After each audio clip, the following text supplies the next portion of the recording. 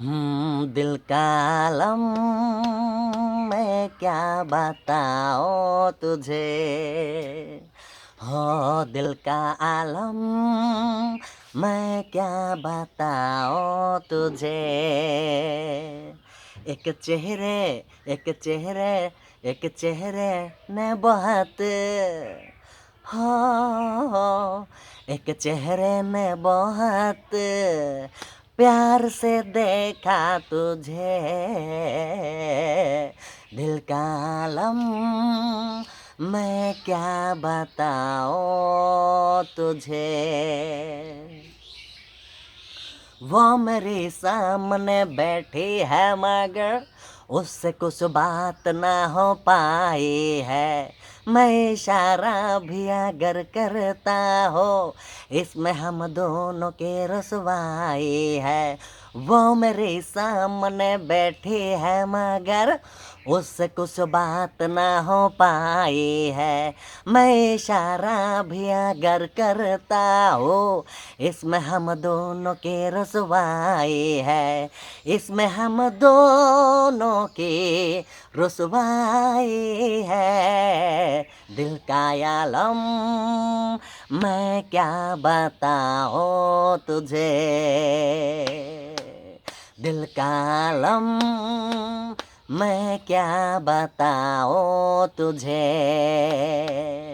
एक चेहरे ने बहुत एक चेहरे ने बहुत प्यार से देखा तुझे। दिल का आलम मैं क्या बताऊं तुझे।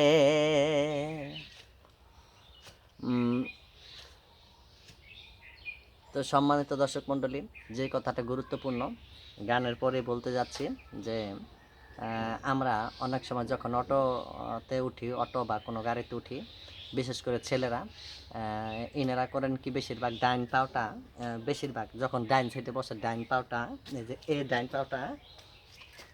ডাইন পাওটা এইভাবে বসে। যেমন অটোতে যখন বসে তখন এভাবে অটোতে বসে ডাইন সাইডে আর কি বসে এই ডাইন পাওটা এরকম বের করে রাখে অনেকেই। এই অটোতে হয়তো বা জায়গা হয় না, এই ডাইন সাইডটা একটু চেপা থাকে, বামে একজন নেয় ডান একজন নেয়, মধ্যে তো চালকই থাকে। তো মিশুক বা অটো বা সিএনজিতে আমরা যখনই বসবো তখন আমরা এই পাওটা এভাবে আমরা রাখবো না, এইভাবে আমরা রেখে বসবো না। আমি আমার ফ্রেন্ড ফলোয়ারদেরকে যে বলছি তা না, সকল মানুষের জন্যই বলছি। আমরা এই ডাইন পাওটা ভিতরে অটোর ভিতরে রেখে বসবো, এভাবে বসবো। হ্যাঁ, একটু চেপে চেপে বসবো, কোনো কারণে যাতে ডাইন পাওটা বের না হয়। কেননা যখন গাড়িটা স্পিডে চলতে থাকে তখন এটা হচ্ছে একটা মেশিনারিজ গাড়ি, ও কারো কথা শোনে না। তো যখন এই সাইড দিয়ে গাড়ি আসবে তখন কিন্তু আপনার এই পাওয়াটা ভেঙে যাবে। যদি গাড়িটা আপনার একটা কথা বলতেছেন মোবাইলের ভিতরে, জরুরি কল আসছে, আপনার খেয়াল নেই যে পাওয়াটা যে বাইরে আছে, অ্যাক্সিডেন্ট হতে পারে, তখন আপনি কি করেন, কথা বলতে বলতে ডাইন পাওয়াটা যখন এদিকে রাখবেন অন্য একটা গাড়ি এখানে এসে বেজে যাবে, আপনি পাওয়ার সরাতে পারবেন না, এই পাওয়াটা এখান থেকে ভেঙে যাবে, এখান থেকে। আর ভেঙে গেলে আপনি তো নিজে তো কষ্ট করবেনই, তারপর ফ্যামিলিগতভাবে অনেক কষ্ট ভোগান্তির শিকার হবেন। ঢাকাতে নিয়ে পঙ্গু হাসপাতালে নিয়ে আপনাকে পাও কিন্তু ব্যান্ডেজ করতে হবে, ঝুলতে হবে, অর্থনৈতিকভাবে ফ্যামিলি ক্ষতিগ্রস্ত হবে এবং আপনি অনেক অনেক দিনই বা কয়েক মাস কিন্তু আপনি এরকমভাবে এই কষ্ট করবেন, জানে যে একটা কষ্ট, এই কষ্টটা করবেন। কাজেই যে আপনারা যখন সিএনজিতে বা মিশুক বা অটো গাড়িতে যখন চলবেন, বিশেষ করে ডান সাইডে যারা বসেন এরা অবশ্যই পাওটি চাপিয়ে বসবেন যাতে আপনার এই পাওটা বের হয়ে না থাকে। এই হচ্ছে এক। আর দ্বিতীয় হচ্ছে আবার এটা পুরুষের ক্ষেত্রে বললাম। আর দ্বিতীয়ত হচ্ছে যখন আপনার যারা মেয়ে আছেন, মহিলা আছেন, তারা যখন অটো গাড়িতে বসবেন বা তখন সকলেই আপনাদের ওড়নাগুলো ঠিক আছে কিনা, বা ওই চাকার সাথে বাজবে কিনা, রিক্সার চাকার সাথে বাজবে কিনা, বেজে যাবে কিনা, বেজে আপনি পেঁচিয়ে মৃত্যুবরণও করতে পারেন, ওই দিকে খেয়াল রাখবেন যে আপনাদের ওড়নাগুলা বা বিভিন্ন পোশাকগুলা গাড়ির চাকার সাথে যাতে বেজে না যায়, পেঁচিয়ে না যায়। আপনারা ওই দিকে অবশ্যই সতর্ক থাকবেন। যখন রাস্তাঘাটে চলাফেরা করবেন তখন কিন্তু আপনাদের এই সতর্কতাটা অবলম্বন অবশ্যই করতে হবে, নয়তোবা কিন্তু অনেক শুনেছেন অনেক মহিলা মারাও গিয়েছে এই ওড়না পেঁচিয়ে বা পোশাক আশাক পেঁচিয়ে নিচে পড়ে হাত পাও ভেঙে মারা গিয়েছেন। তো আমি শিল্পী হিসাবে আপনাদেরকে রিকোয়েস্ট করব আপনারা সকলেই এই দিকে একটু খেয়াল রাখবেন, নজর রাখবেন, যাতে আপনারা নিজেরা ক্ষতিগ্রস্ত না হন। আপনি যদি বিছানায় পড়ে থাকেন 7 দিন 15 দিন 7 মাস, আপনার ফ্যামিলিটা কিন্তু কি একটা অবস্থার ভিতরে চলবে। বাচ্চা কাচ্চারা ঠিকমতো খেতে পারবে না, স্কুলে ঠিক মতন যাবে না, আপনার চিন্তা হবে এবং অর্থনৈতিকভাবেও একটা সমস্যায় পড়ে যাবেন। কাজে যে আমি আপনাদেরকে যে পরামর্শগুলো দিয়ে থাকি এই পরামর্শগুলো অবশ্যই আপনারা সব মাথায় রাখবেন, ভুলে যাবেন না।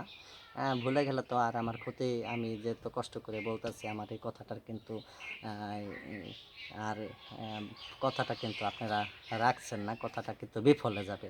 আর যদি আমার কথাটা আপনারা কাজে লাগান তাহলে কথাটা বলেও আমি সফল, নিজেকে নিজে ধন্য মনে করব এবং সফল হবে আমার মনের আশাটা।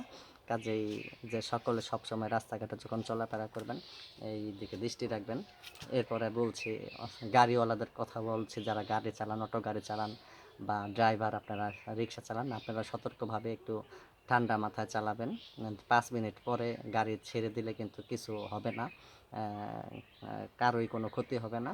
একটু আস্তে সতর্কভাবে চালাবেন, রাস্তাঘাটের ভাঙাচূড়া মাথা ঠান্ডা রেখে সকলে চালাবেন, কেউ কারো আগে যেতে চাইেন না। আর কম্পিটিশনে যেয়েন না, যে প্রতিযোগিতা যেন না আমার গাড়ির ইঞ্জিন ভালো আমি একটু আগে চলে যাই। যদি আগে চলে যেতে হয় আগের গাড়িকে একটু দরকার প্রয়োজন বোধে তাকে কল করবেন, বলবেন যে ভাই আমাকে একটু জরুরি কাজ আছে, আমাকে একটু ভাই একটু আগে যেতে দিন। কিন্তু কম্পিটিশনে যায় না, তার কাছে অনুমতি নিয়ে যাবেন।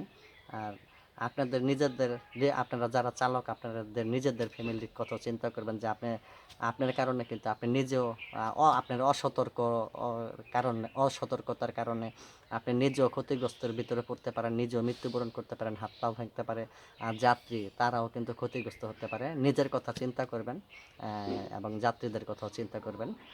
তো এই কথা আমি বলছি, আপনাদেরকে রিকোয়েস্ট করব অবশ্যই আপনার এই কথাটা মেনে চলবেন, অবহেলা করবেন না। শিল্পীদের কথা যারা অবহেলা করে তাদের কিন্তু বেশি একটা ভালো হয় না, পরে কষ্ট ভোগ করবেন। তখন আমার কথা অনেকে মনে করবেন যে বলছিল কথাটা শুনি নাই। আর আমার ফেসবুকে আমি যে কথাগুলো বলি মনোযোগ সহকারে শুনবেন। আমি তো গান করি, গান শুনলে শোনেন, না শুনলে না শোনেন, তাতে কিছু আসা যায় না, কিন্তু কথাগুলো গুরুত্বপূর্ণ, সেটা অবশ্যই মেনে চলার চেষ্টা করবেন। গান তো অনেক শিল্পী করে, বাংলাদেশের সারা পৃথিবীর অনেক শিল্পী গান করতেছে না, মশায় কামড়াইতেছে, প্রকৃতির গাছপালা নিচে এসেছি তো। তো অবশ্যই আমার কথাটা মানবেন। রাখি, আসসালামু আলাইকুম ওয়া রাহমাতুল্লাহ।